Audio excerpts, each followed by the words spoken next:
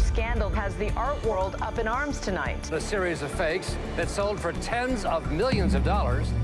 The gallery involved in the sale of over 30 fakes. It takes more than a really talented con man to pull off a forgery of this magnitude. Anne Friedman was the director of Knoedler Gallery. She had such a prominent reputation. Knoedler is one of the oldest art galleries in the country. Glafira Rosales brought approximately a dozen different works to Knoedler Gallery. She comes in off the street with supposed masterpieces in the trunk of her car. Motherwell, Jackson Pollock, Rothko. All of them from this same mysterious wealthy collector, Mr. X, who was from the Philippines. This collector was a Swiss collector. He didn't want his name to be disclosed. Oh yes, it had changed from the Philippines to Switzerland. You couldn't make this stuff up. It was incredible. An absolutely bizarre story for any dealer to accept. It's a business. These works went into the greatest museums in the world. But there was a point where questions were coming up. The analysts found that a yellow paint used in the Pollock hadn't been available until 1970. Jackson Pollock died in a car crash in 1956. Either the paintings are all real or they're all fake. We all know how that story turned out.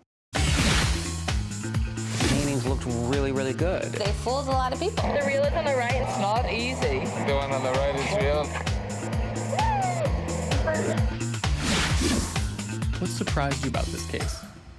It surprised me that the paintings were being made in Queens by a math professor.